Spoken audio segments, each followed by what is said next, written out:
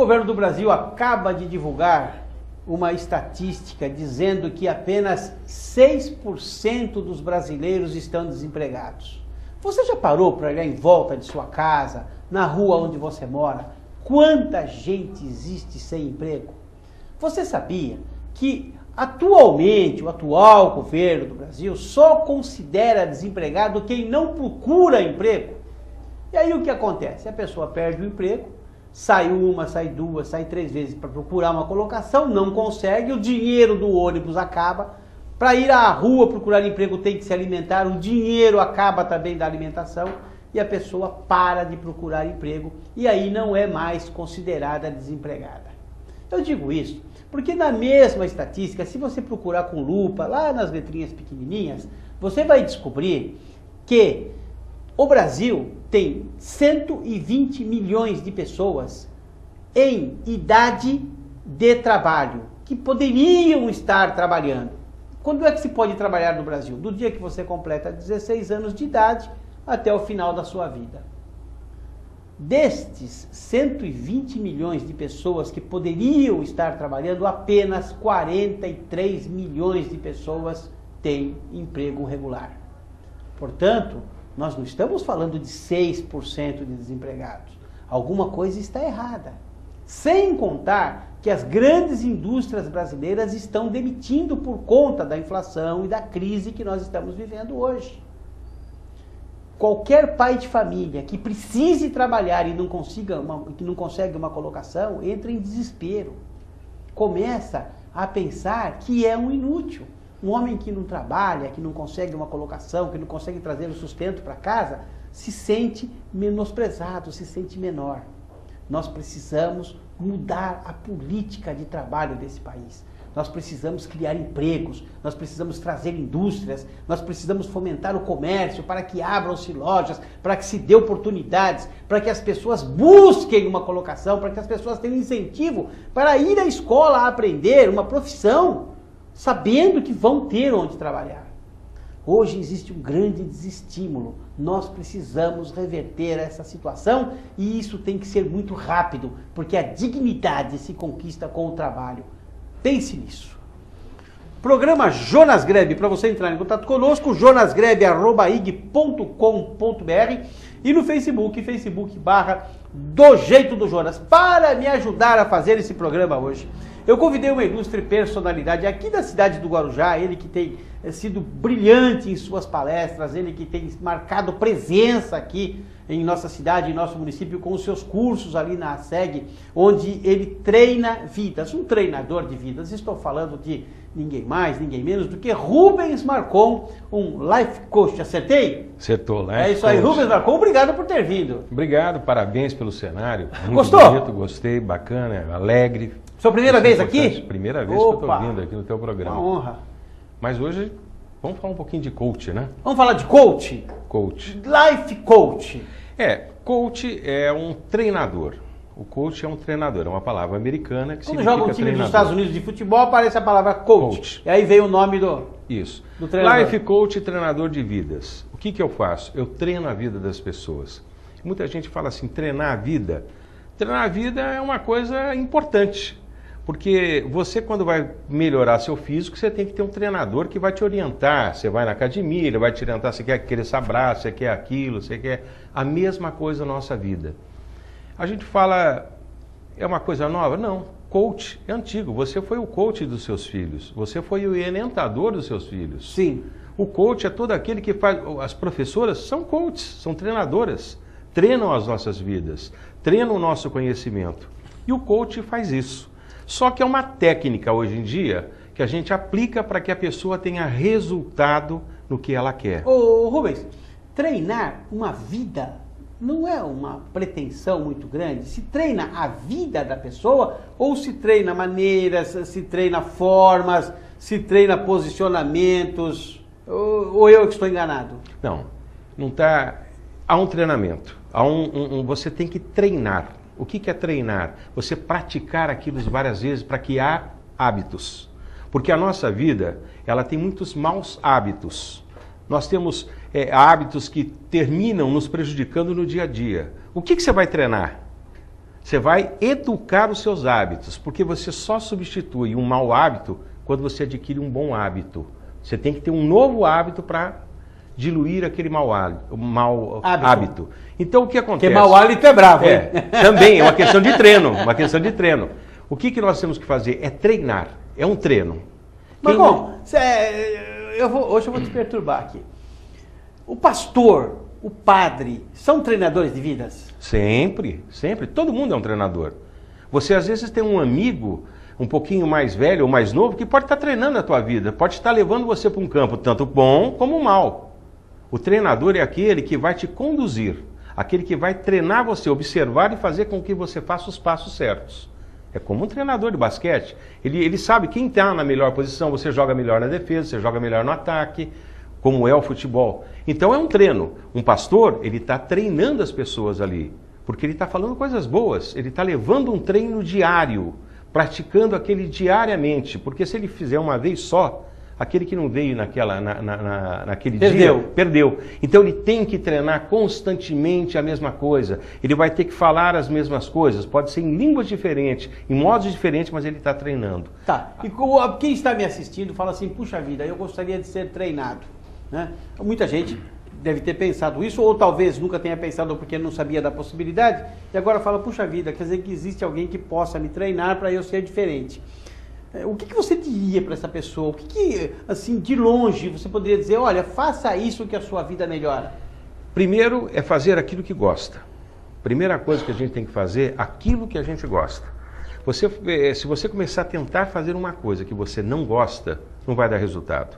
Veja você não perde o seu programa, você é pontual quando chega aqui, porque você gosta do que está fazendo. Se fosse talvez uma outra coisa que não fizesse o seu gosto, não te desse o teu prazer, você não seria a mesma coisa. A gente vê isso, quantas pessoas trabalham e não têm prazer no que estão fazendo. Aí você fala, poxa, mas dá para treinar? Dá para treinar. Você vai descobrir a sua potencialidade. Nós temos uma ferramenta no coach que eu acho fantástica, chamada Roda da Vida. A Roda da Vida é um círculo dividido como se fosse uma pizza, em várias frações. Cada fração, você vai colocar uma pontuação de 1 a 10 no que está referido à sua vida. Por exemplo, como está o seu amor, de 1 a 10? Como está o seu relacionamento com os amigos? Como está o seu ambiente psíquico? Como está a sua saúde? Como está isso e aquilo? E aí você faz aquela roda. E você vai ver que aquela roda não roda, porque ela não é uma roda. Porque em algumas coisas... Ela não tem um eixo para girar sobre si mesma. E o que acontece? Então você vai ver os dentes que tem. Algumas coisas estão afundadas na sua vida. Vamos supor, às vezes pode ser até a parte amorosa. Tá? Que causa um certo problema, que vai refletir em outros pontos da roda da vida. Se estiver tudo bem, ela roda, é isso? Roda.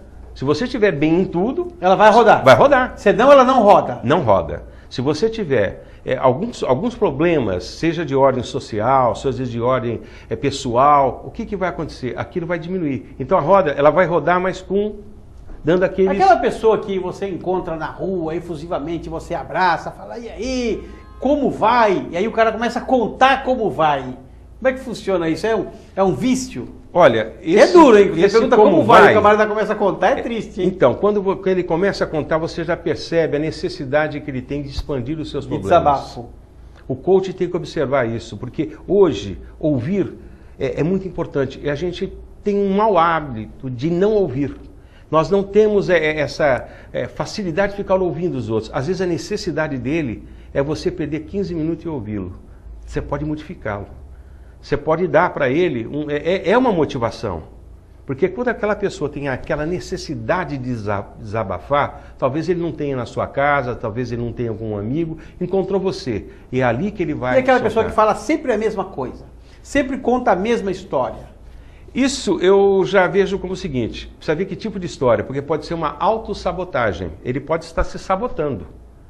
Então, o que é essa autossabotagem? É a desculpa que eu tenho constantemente das minhas falhas. Eu não falho para mim, mas na verdade eu estou me sabotando, eu estou me prejudicando. E a gente fala, por que tem a autossabotagem? Né? Por que as pessoas se sabotam? Eu vou falar, muitas vezes vai falar, poxa, mas não tem lógica. É pela dor. As pessoas gostam de sentir dor. Todos nós gostamos da dor.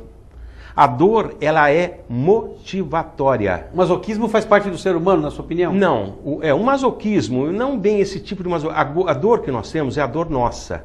É uma dor principalmente psicológica. A gente fica remoendo aquela dor. Quantas vezes a gente tem um probleminha pequeno, mas aquilo se transforma num problema muito grande, muito grande, muito grande, porque a gente quer se sentir coitadinho, a gente quer se sentir diminuído. Por quê, Rubens? Alguém quer se sentir menor? Para receber carinho? Receber carinho. As pessoas são carentes, todos nós somos carentes. Então ela tem necessidade de ser observada. Quantas pessoas às vezes não se conseguem se projetar, não conseguem mostrar quem é ela. Então, o que acontece? Ela começa a virar coitadinha, o coitadinho, para quê? Para que tenha atenção. O que nós vivemos, ô Jonas, é que nós chegamos ao mundo só e aprendemos que existe uma comunidade. Mas a gente sempre se acha acima da comunidade, seja quem for. Eu sempre me acho o superior, o que mais entende, as pessoas não me entendem, meu modo de pensar. Então, isso daí faz com que a gente não tenha consciência de que nós temos que viver numa comunidade, nós temos que nos abrir e também receber. É aquele negócio, é um ciclo que nós vivemos de saber doar e saber receber. Tem pessoas que não sabem doar, só sabem receber. Tem pessoas que só sabem receber e não doar. Mas o certo, que chama roda da abundância, é quando você sabe doar e receber, doar e receber. E não estamos falando de doar coisas materiais, de coisas sentimentais, de conversa, de troca de afetividades, etc. Eu queria que você analisasse para mim uma frase que me acompanha ao longo da vida, porque eu aprendi quando eu era muito jovem essa frase e ela sempre me serviu muito bem. E agora, conhecendo esse lado do treinador de vidas, eu começo a ter um pouco de descrença nessa frase. Eu queria que você analisasse aquela que diz que todos são inseguros, vence o que disfarça melhor. Verdade. Verdade. Todos. Nós somos inseguros em tudo. Eu aprendi isso quando eu era jovem. Quando mas é uma frase naturais, falei assim, olha, todo mundo aqui é inseguro, vai vencer aquele que disfarçar melhor. É verdade isso? Verdade, isso aí é verdade. Por quê? Porque é aquele negócio, né? Você confia no piloto. Ele pode nem ser um piloto, mas você confia porque ele está com o cap. Ele disfarçou. Ele está próprio de um piloto. Como nós tivemos agora um acidente terrível. O filme Agarre-me se quiser, né? Agarre-me se puder, que ele se disfarçava de piloto. Se disfarçou, ele ganhou o crédito. Esse disfarce faz parte do nosso eu. Dessa disfarçada de quem nós somos. Nós, na realidade, nós não nos mostramos realmente quem somos. Nós sempre temos uma carapaça. Seja quem for, nós vestimos uma carapaça. Para mim, eu sou um jeito com você, sou um jeito com outro, sou um jeito diferente na minha casa. Às vezes as pessoas falam, pô, por que em casa você não é como é lá fora? Entendeu? Porque nós temos uma carapaça. Nós somos assim mesmo. Somos, faz parte do ser humano. Vamos a um breve intervalo comercial. Daqui a pouquinho nós voltamos com essa conversa gostosa aqui com o Rubens Marcon, um treinador de vidas.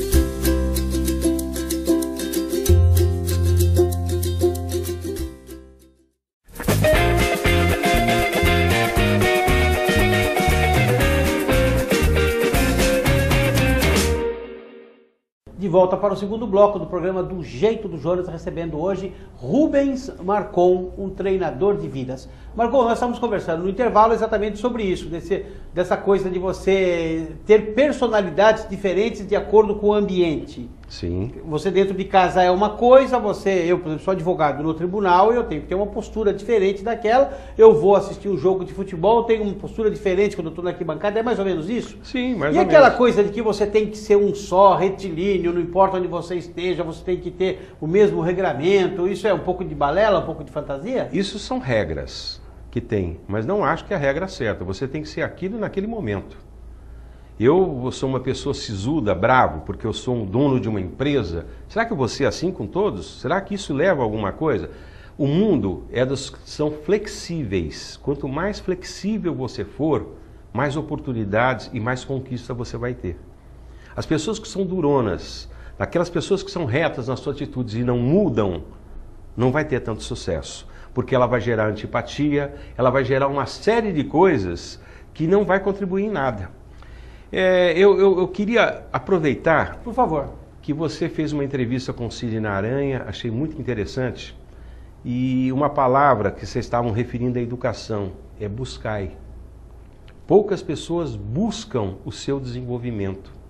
Eu vejo que muita gente, às vezes, tem a oportunidade de crescer, mas não vai buscar. E a gente fala assim, mas buscar o quê? Se você fizer um coach, você vai começar a ver aonde você tem que mudar, aonde você tem que buscar algo para melhorar.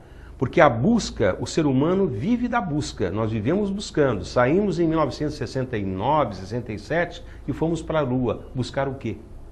Conhecimento, desvendar. É isso que nós precisamos.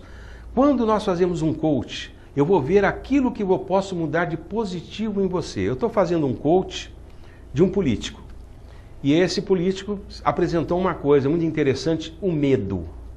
O medo que ele tem de algumas posturas, de algumas situações que ele está passando ou provavelmente vai passar. O que nós estamos trabalhando nele?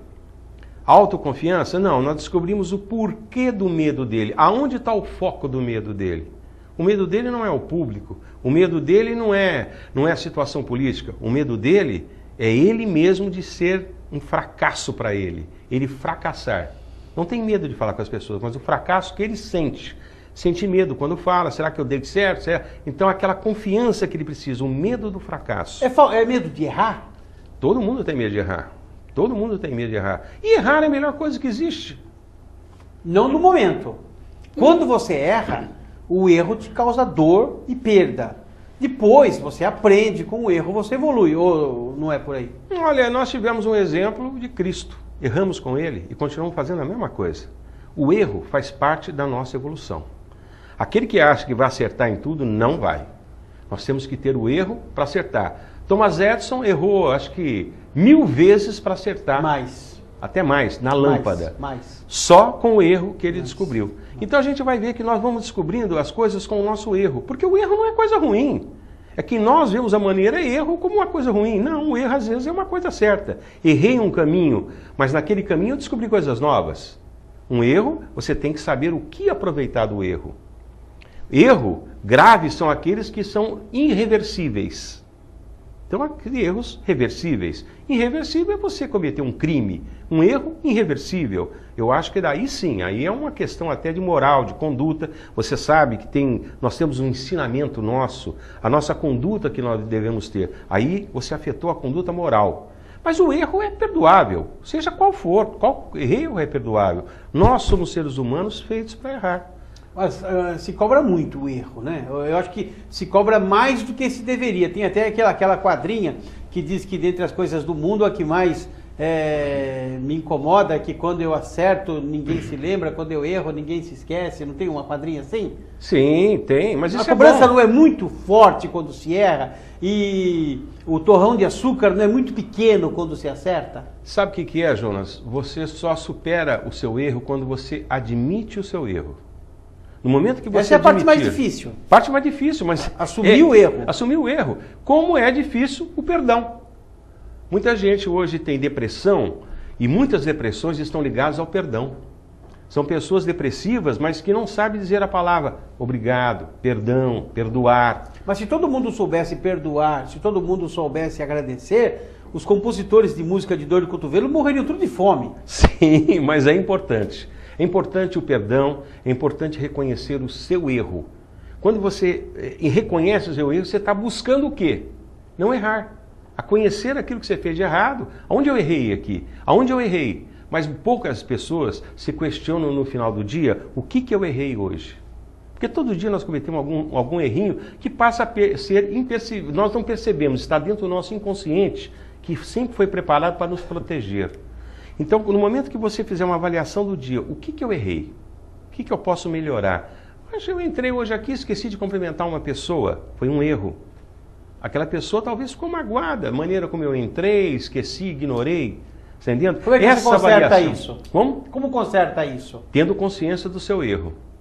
Você se conscientizou do erro. Que aí você vai conversar com a pessoa depois, vai cumprimentar, ela fala assim, aquele dia você não me cumprimentou, agora eu não quero mais. Não, aí é uma questão de perdão. É questão da pessoa também. Ela cometeu um erro com você, mas você não pode mais errar com ela. Então, Marcon, mas as pessoas querem muito o perdão dos outros, Sim. Mas não são pródigos em perdoar. Por isso que eu falo, hoje vivemos num mundo de depressão. Porque o que acontece? As pessoas não querem perdoar. Eu quero ser perdoado, mas não quero perdoar. Tá, mas esse mundo de depressão também não vem porque as pessoas, na sua grande maioria hoje, não têm formação nem educação para entender como é que a roda gira, para entender onde ele pode errar ou pode acertar? Sim, por isso que existe a função do coach. O coach entra exatamente aí onde eu vou mostrar o seu erro, que você vai mostrar o caminho, não sou eu que mostro o caminho. Não pensa que um coach vai te orientar, você tem que fazer isso, você tem que fazer aquilo. Não, é só usar as ferramentas de coach, você mesmo vai dar a resposta para a sua vida. Você mesmo vai definir o seu caminho. Isso que é importante. Quando a gente fala um treinador de vidas, por quê? Porque ele vai fazer com que você repense no que está fazendo. Crie hábitos positivos. Hábitos que vão contribuir com você. A gente fala criar hábitos positivos, mas tem tantos hábitos positivos que a gente pode criar de maneira surpreendente. Eu estou fazendo um coach e o hábito que eu passei para ela, dar 5 abraços por dia. Isso aí parece brincadeira, mas é verdade. E ela mudou muito, porque ela começou a se abrir com as pessoas. Uma brincadeira de 5 abraços por dia, que foi uma meta que ela quis cumprir, já mudou o relacionamento dela com a família, dela com clientes, dela com um monte de pessoas. Um hábito positivo que mudou a vida dela. Não fui eu que impus, ela que quis, deu prazer para ela. E quando dá prazer, a gente insiste naquele hábito. Por que a pessoa tem o hábito de fumar? Porque tem prazer. Quando ela vai deixar de fumar? Quando descobrir uma coisa que dê mais prazer que o cigarro. A mente é regida pelo prazer? Sempre a busca do prazer? Busca do prazer, constantemente. Por que o homem mata um animal para comer? É o prazer. É prazer de matar ou o prazer de comer? De comer. O prazer de estar alimentado. Alimentado. Então, é um prazer com a sua necessidade. Mas o prazer tem muito a ver com a necessidade. Nós necessitamos das coisas. Isso nós buscamos prazer. As pessoas acham que tem muito mais amigo do que realmente tem? Olha, hoje em dia nós temos muitos amigos. O Sol do Montenegro fez aquela música A Lista. Né? Ele disse, você quer saber quem são os seus amigos? Pega um papel, faz uma lista, você vai ver como é difícil, né, relacionar. As pessoas acham que tem muito mais amigos do que realmente tem? Eu acho que hoje, com o efeito do Facebook, sim. As pessoas se acham muito bem relacionadas, mas na verdade, a hora que ela vai precisar de um amigo, aí vai ser duro. Porque nós temos poucos amigos. Eu acho que há tempos atrás, existia mais amigos do que hoje. Hoje nós estamos mais relacionados, mas menos amigos. Porque aquela carapaça que nós falamos no começo, o Facebook é aquilo. Quer dizer que hoje amigo é coisa para se guardar no fundo do Facebook, é isso ou não? É, mais ou menos isso, né? Que antigamente era no fundo do coração. No coração. Hoje mudou. Hoje você aceita uma amizade. Hoje você faz amigos a cada dia. Você tem Mas a palavra amigo aí não está errada? Como? O contexto da palavra amiga, amigo ou amiga, nessa questão de Facebook não está errado a palavra, não está no contexto errado.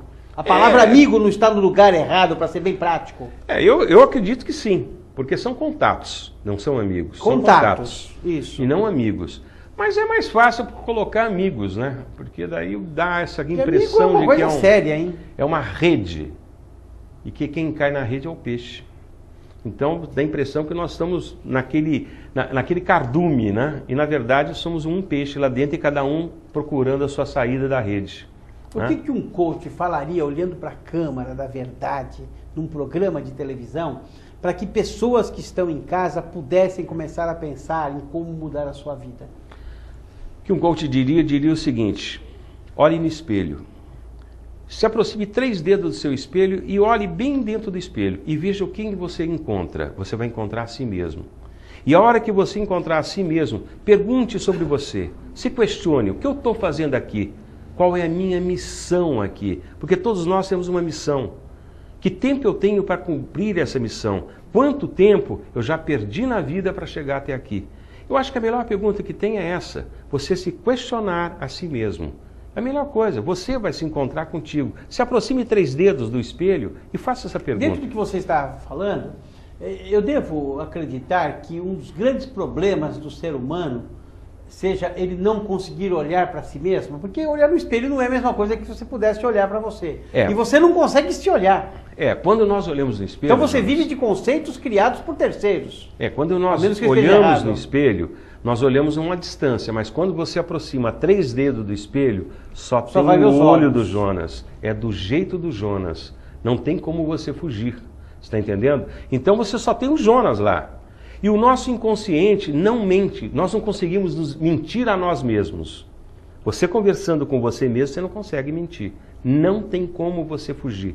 Quando você conversa a uma distância, você tem como fugir. Porque você não está olhando nos seus olhos, você está olhando no Jonas todo. E não nos olhos do Jonas. Olho no olho é uma coisa difícil. Professor, o maior interlocutor do ser humano é ele mesmo? Naquela tagarelice de horas diárias onde ele fala consigo mesmo? Sabe, quem conversa consigo mesmo é maluco? Não. Todo mundo conversa consigo mesmo, todo mundo fala sozinho. Um período longo do dia você fica tagarelando com você mesmo. Ou estou enganado? Isso é ótimo. Isso é você. O maior interlocutor do ser humano é ele mesmo? Você pode se motivar ou se desmotivar. Mas eu acho que a coisa mais importante é aquele que está conversando. E quando você conversa com você mesmo e você não concorda com o que você está falando e começa a brigar contigo mesmo? Poxa, aí você descobriu o caminho.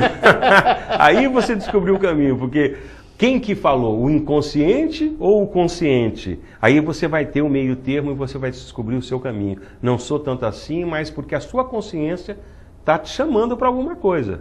Se você discordou, algo machucou lá dentro. Algo pegou que você vai ter que mudar a sua trajetória. Isso passa por um treinamento? Olha, nós temos dentro das ferramentas de coaching vários treinamentos. Existe um quase que semelhante a esse que nós trabalhamos, uma conversa de você contigo mesmo. Isso é muito importante. Rubens Marcon, realmente um treinador de vidas, uma pessoa que trabalha através da neurolinguística, trabalha com o pensamento e com atitudes de pessoas, e isso pode mudar vidas. 1 minuto para falar tchau. Olha, o que eu tenho que dizer é que a vida ela é muito curta. Então, curta ela, mas saiba aproveitar a cada momento, a cada segundo para a sua evolução. Isso vai ser muito importante lá na frente. Jonas, obrigado. É uma honra muito grande receber aqui o professor Rubens Marcon, que nos edifica, nos ajuda e nos mostra caminhos muito necessários, e eu trago com muito prazer o Rubens aqui porque é muito mais fácil de falar para toda uma plateia de televisão, né, do que falar numa sala fechada para muito menos pessoas. Obrigado, Rubens, por ter vindo, uma honra muito grande te receber, que Deus te abençoe e te guarde, que faça resplandecer o seu rosto sobre ti e te dê a paz.